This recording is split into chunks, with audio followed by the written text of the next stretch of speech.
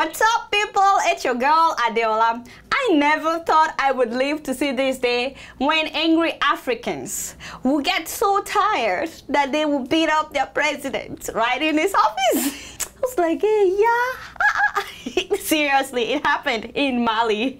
Well, you remember there was a coup earlier this year in Mali. ECOWAS got involved, and so they decided that this man, Koda, should be the transition president for a year until Mali goes back to democracy. But guess what? The people refused to buy it. They said, nope. Enough is enough. We have to have an election right now. And they're asking for free and fair election in Mali. Go Mali! I'm like, woo! I mean, they beat up the guy so bad. No, seriously, it was bad. It was bad. They had to take him to the hospital. It was like really bad. Like they beat him out of office, like literally. But to keep it real, so many other African presidents needs to be whooped too. Whooped out of office like but you know, I'm a good person, so I wouldn't mention any name. Just keeping it real. Speaking of whooping politicians, some Nigerians are becoming too bold. Hey? I mean, what do you call Stoney, the chairman of INEC? I'm talking about Alhaji Jega, the chairman of the Independent National Electoral Commission. The man went for a wedding, and as soon as he got the word spread around that he's around, and the young people got themselves together, deciding that they want to pass a message across. By doing what? By stoning Mr. Jega. Can you believe? They stoned him and his convoy. They dented the cars. It was a mess. It was bad. They're saying that Alhaji Jega rigged the election in 2011. That because he declared good luck as the president, he has brought bad luck to Nigeria. I say, hey, these young people, be careful. How can these people say good luck brought bad luck to Nigeria? It's like they don't know the truth about all the good things that PDP has done for Nigeria. That is the party of Mr. President. See, I was very privileged to see a video by Sahara Reporters. It was an interview with the National Secretary of PDP. Now, this man came on air to clear all the lies that people have been spreading about PDP. First of all, he said that PDP members are being unduly harassed by people because journalists are painting them bad. I say, hey, yeah, why not? Why are journalists painting our politicians bad? Eh? So the man came on Sahara TV to set records straight. For example, the man said, we have recorded monumental achievements in the PDP. Yes. So I tried to read comments of people. You know, Sahara TV, when they interview people, they always write what they say on Facebook and people comment. Biola Latif said, Chineke. In what sector? See big lie. Biola. You call a politician a liar. A politician a liar. Emeka Nwokiocha said, looting our billions every hour is the only achievement. And I guess that is monumental.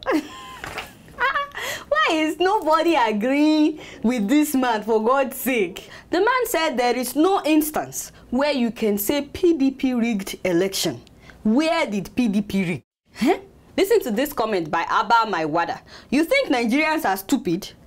Honestly, from 1999 to date, Nigeria have never conducted any credible election. Abba, hey, Abba, you know, calm down. Don't be so hard on your politician. So the man also said, we have addressed the security problem in Nigeria. I said, you know me, I'm a good Nigerian. I don't argue with politicians. I don't stone anybody. I don't paint anybody bad. Whatever they say is what I believe. So when the guy said that they have taken care of security issues in Nigeria, I was like, it must be true.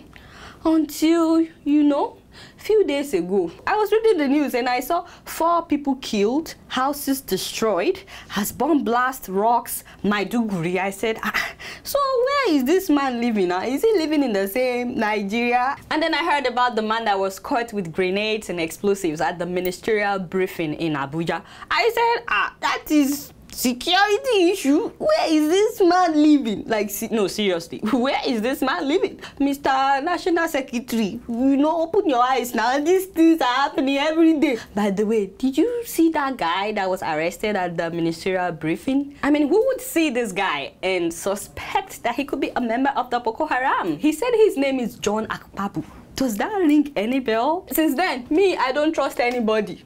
I don't even trust you. I don't trust anybody anymore. Don't trust camera person. Don't trust lighting guy. You are not Boko Haram, okay? I'm sorry. Sorry, eh? I don't trust them. Speaking of people not being happy with their politicians, do you know that the people of Swaziland are very furious right now with one of the king's wives? This is wife number 2, by the way, Queen Lamotsa. He recently downgraded to 12 wives, yes. So this wife went to South Africa to treat her son. Apparently her son is sick, and because he's a prince, they can't treat him in the hospital that everybody else goes to. You know, they had to fly him to South Africa. Have you guys noticed that a lot of African presidents are still yet to build good hospitals in their countries? Do you know that they still fly themselves overseas for treatment, even to India? They go to India for medical treatment. Hey, can you believe that? Why can't you build, even if it's one good hospital in your country where you and your family can be treated? No, they prefer to fly overseas for medical treatment. So the king of Swaziland has yet to build a good hospital in the whole of Swaziland. So they had to take his son to South Africa. But you know, the real issue is the queen is kind of living large in South Africa while her son is in the hospital. She's spending $60,000 a month on hotel bills. I say, adieu, $60,000 in a month. Oh, wow. That is why I always tell you there is money in Africa. All these African leaders, they have enough money to change their countries. You know, I'm still waiting for the day that people will be coming to Africa for medical treatment. I can't wait. That would be wonderful to see.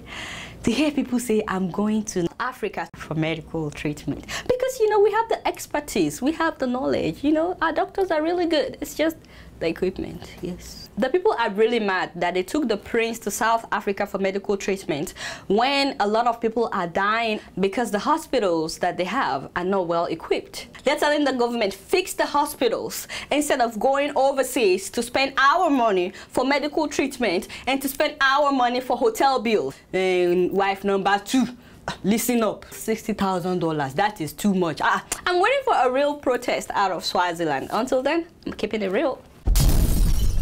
It looks like South Africans are not bothered by this whole Swaziland drama because they are occupied with a more pressing issue. You will not believe that an artist in South Africa painted a portrait of Jacob Zuma, their president, showing his, you know, it's like, what? How can you show of the president?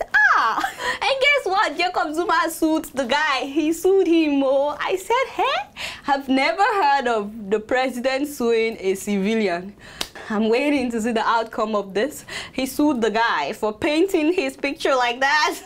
So the case is still in court, right? You know, speaking of court cases, did you guys hear about this American guy that dressed like his mom for 6 years in order to receive benefits in her name? That is really sad. So the guy's mom had passed away in 2003, right? But you know, because he wanted to get hold of her social security checks, the man would dress as his mom for 6 years and they would give him the check for social security, and he was able to cash up to $44,000 in 6 years pretending to be his mom. Well, he recently did something stupid, okay? So his mom left him this house worth $2.2 million, and because he couldn't pay mortgage, the house was later sold at a foreclosure auction. And guess what? He went and dressed as his mom and sued the new owner of the house, saying that she's still alive, that the house is still hers. And that was how investigators found out that the mom actually passed away in 2003. So they sentenced him to 41 years in prison. Just keeping it real. Before I leave today, I want you guys to see a little bit of South Africa.